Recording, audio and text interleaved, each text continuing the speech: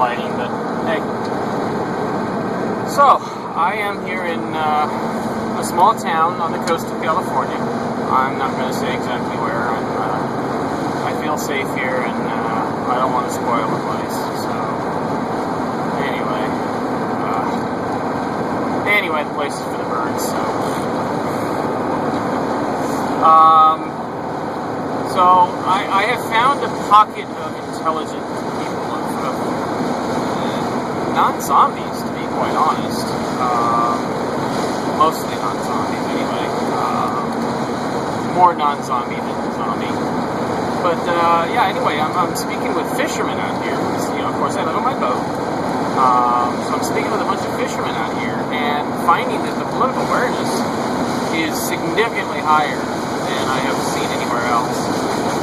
And what I can suggest is that these people don't spend every day watching television, going to work. Basically, they're not immersed in American propaganda all the time. They're not exposed to the zombieism, the bullshit that they spread to try and convert others to their ways. So I believe that is why they're less zombie. But it's just so refreshing to be in a place where I'm not surrounded by nothing but zombies. Oh man, it's refreshing. It really is. Anyway, been having good conversations. Been actually able to socialize with people, meeting and talking politics. It's just wonderful to have a political discussion with someone and not be inundated with ignorance. Right? Wow. So yeah, I'm enjoying this. I've really restored my faith in, and I want to specifically talk about this Syria thing. There is some shit going on that really disturbs me about it. First of all, I know what's really going on. Those of you in the government watching this, you can't fucking hide from me, okay? And I'm spreading the truth. So, don't try it. Because it ain't gonna work. What's really going on in Syria is, I'm pretty sure that America, our zombies here in America, drop sarin gas on innocent people. And I say that in all seriousness. Look into my eyes and know that I am serious when I say that I believe firmly, in all likelihood, the Americans and American interests are who bombed Syria with sarin gas. How do I know this? Why do I know this? Well, because it is the most logical explanation. It is the most logical, not the most reasonable. Now, reasonable is an individual personal perspective. Logical is not. So, it is all about logic. It is a federal officer that just passed me, and wow. A federal zombie! Anyway. Yeah. No, I'm not paranoid. They really are out to get me. But, it's just... Okay, I've said it before, I'll say it again. Zombies do not reason as humans do. That's what makes them zombies. That is the defining characteristic, complete lack of logic, and it manifests as reasoning without consideration for human dignity, value, human life, any at all. These are the people that can answer a brain teaser about why a woman got arrested 3 weeks after, for killing her sister 3 weeks after meeting a guy at another family member's funeral, and can answer correctly that the woman killed the man so they could have another funeral, or killed the woman so that killed her sister so he could have a funeral so the man would come so he could get his phone number. Because it was more valuable to her to get his phone number than her sister's life. A man's phone number was more valuable than her sister's life. That's how psychopaths think. And they're getting us, the zombies in this country, their interest in getting us involved in World War III, their pecuniary interest in war, look up the word pecuniary, it means for profit. Their pecuniary interest in war is far more significant than their interest in human dignity of the citizens of this country. We aren't citizens. We don't exist to them. We're numbers, we're objects, we're people that vote them into office, we're things that vote them into office. That's all. We are to be appeased only to the extent of their necessity to retain power. That is all we are to them. So that is how I know I know that sarin gas was dropped on innocent civilians in Syria by America, directly or indirectly, by interests within our government, within our military-industrial complex. No, this is not conspiracy theory. This is reality. This is zombies. Yeah, okay, so that sounds like conspiracy theory, but too bad, because it is true. However, I am so happy for the British Ministers of Parliament. Thank you, House of Commons. Thank you for voting down Cameron's effort to get Britain involved. Oh, man. I am so happy about that. I mean, they have staved off World War III. Britain saved the world from World War III. You know, there's 20, 30 people. That's all it took to save the world from World War III. So there are far fewer zombies in Britain than there are in America, obviously. That's reality. Sorry. Block the sun from the camera. I'm not going to try that anymore. So we have a reprieve, temporarily. However, the American interest in getting us into World War III is still strong. They may be patient. They may wait it out. But I do know that their patience is growing thin. They are getting pretty desperate, as this Syria thing shows. They are willing to bomb and kill.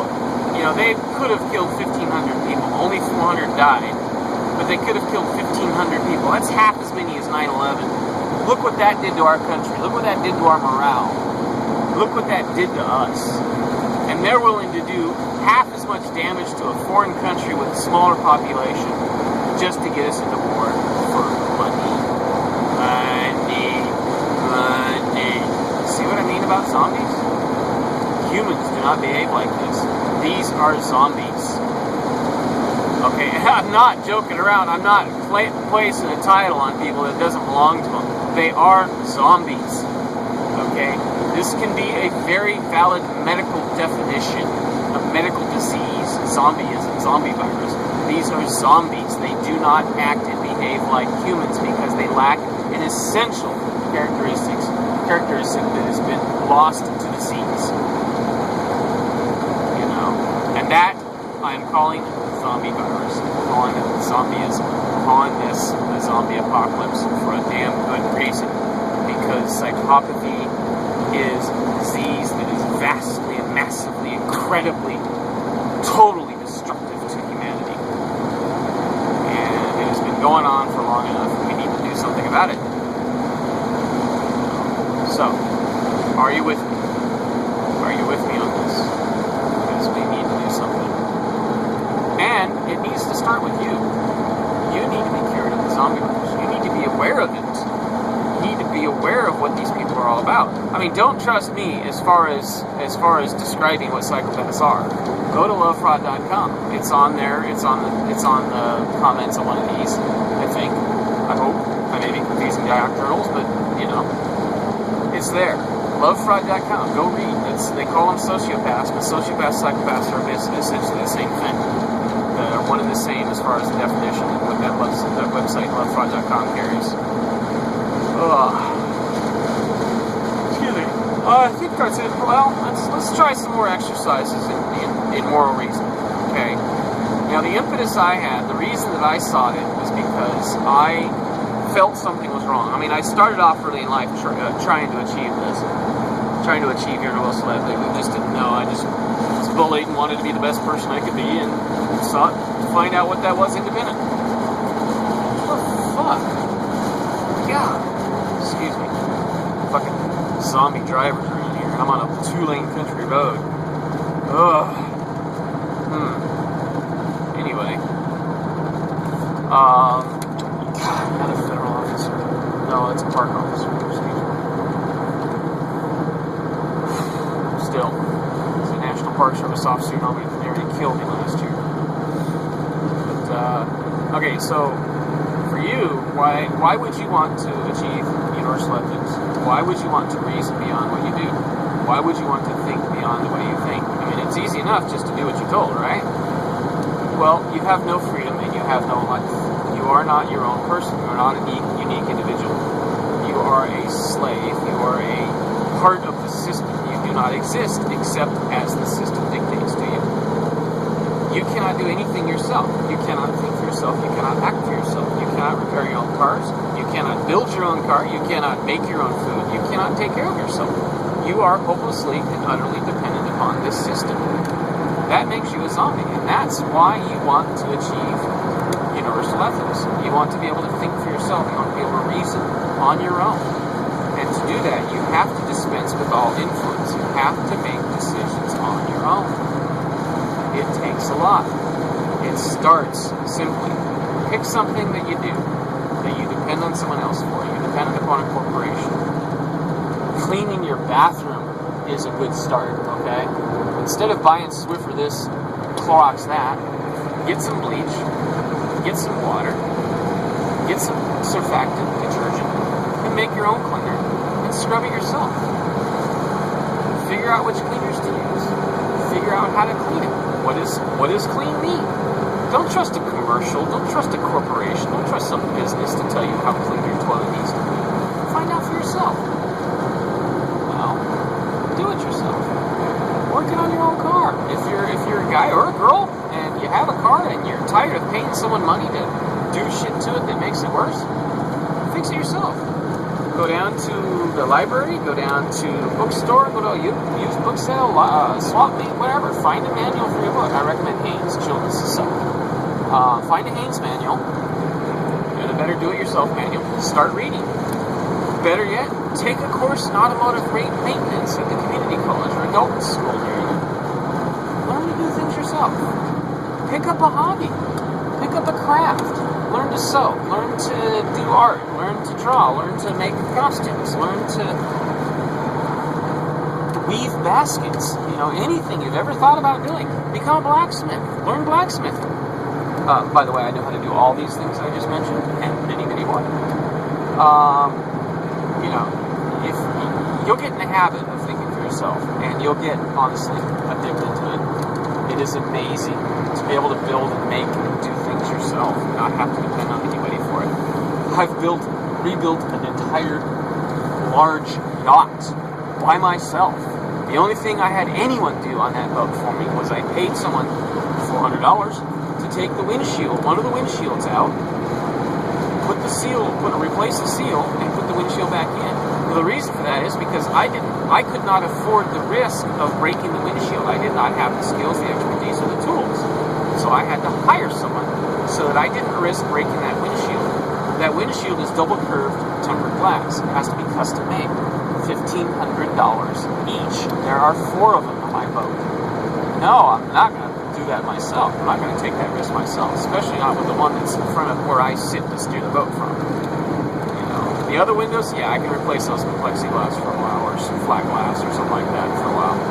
Windshield where I steer, where my helm is, no. It had to retain as tempered glass, and it had to have been done professionally. But it's wonderful being able to do everything myself. It really, truly is. I work on my own people. I don't depend on anybody for anything. The only thing I depend on people for is to supply me with food. And that's going to end soon, too, because I'm going out on my boat. I've got fishery endorsement. I'll be in international waters regardless. I can fish at will. I can fish all I want, as long as it's just for myself. So, looking forward to it. Looking forward to being completely independent of this society. Anyway, those are some hints to get you started. That's going to put you down the path. And yeah, once we're all down that path, I promise you the world will be a better place. I promise. So I just realized something. I'm laughing my ass off about this. American interests are what started the Arab Spring. They did that to destabilize the region so that they could get more money, so they could, regime changes. There's lots of options. World War III being the biggest ultimate goal. But, they did all this to start this Arab Spring to create instability for their own financial benefit. What they don't realize is that they have inadvertently started the revolution. The revolution to find equality in the world. So that's probably why they're trying so hard to get us into Syria and attack Syria, because they know they fucked up. Maybe, I don't know. I don't think they're that smart. But you know, they've started it. They've started the ball rolling. They shot themselves in the foot. And you know what? Thank you. Thank you very much. You've given us our world back, and you don't even realize it.